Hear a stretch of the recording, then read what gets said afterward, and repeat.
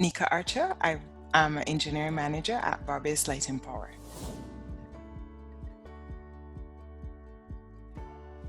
In terms of influencing a career in STEM, I think it will mostly come from the household, in that in my parents, my mother is in the medical fraternity. She was a nurse and moved to administration. My father is more engineering and technical. He was at what was then Barbados. So he was a technician and moved to a manager. So for me, only two careers that existed, one either the medical or engineering.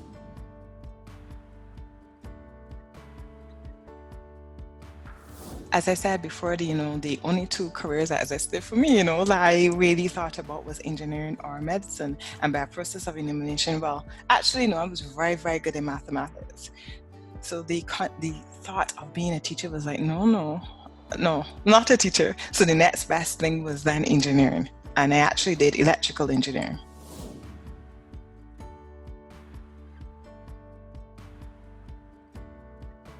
At that point in time, I don't want to expose my age, but that was like 20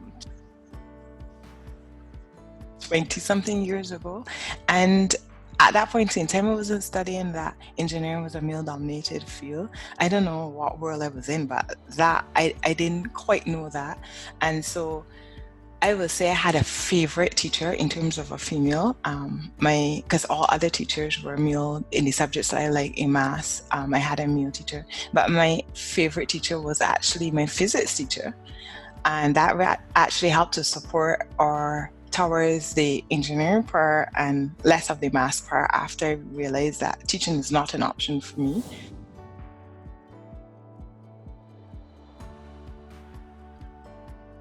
So as I said, I went through a process of elimination. No teaching for me. No teaching, so that, and as my passion was mathematics, so no teaching for me. So the next best thing, we used to travel fairly regular, and my next career selection was aeronautical engineering. So I went ahead and I applied to do aeronautics. I got into the School of Aeronautics, LaGuardia. I refused to apply to do anything else but aeronautical engineering. So I got into the school and my parents was like, okay, School of Aeronautics, LaGuardia, that's in the US. We're not, at such a young age back then, they were like, no, we're not letting you go to the US by yourself. So choose something else closer to the Caribbean. And then that's why my next choice then ended up being electrical engineering.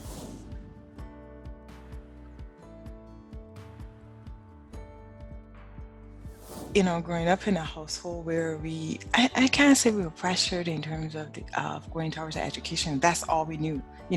What's next after finishing CSCs, going on to do a degree. So I will say it was just like, as I said, it's just a matter of deciding to go and do engineering. It wasn't that it was a major encouragement or anything like that. I just said my two choices was medicine, my mother, or the technical part, my father.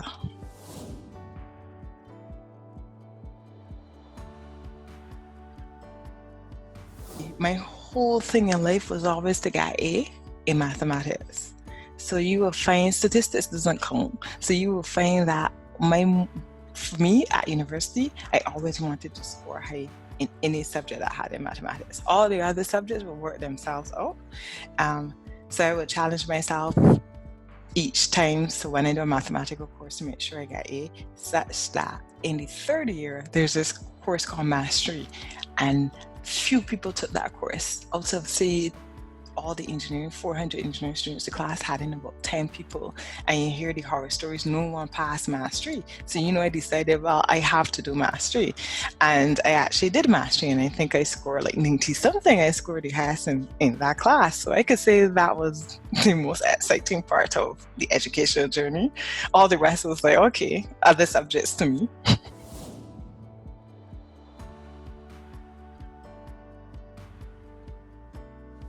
Like when you have a project that is like real, they're like it involves some sort of innovative technology that's new to the organization. The most exciting part is actually research associating with that, all the change management steps, and leading to the implementation of the technology, and also seeing the project come to end and actually seeing it working. That's the most exciting part for me.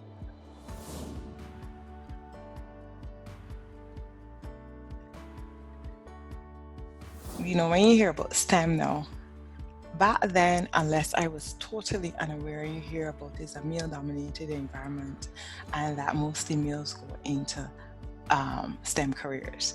And a lot of the times, females or girls are then like, oh, I probably should choose something more, you know, along the lines of a female. But I think it's all about what you have a passion for. And if you're passionate about something, you go for it.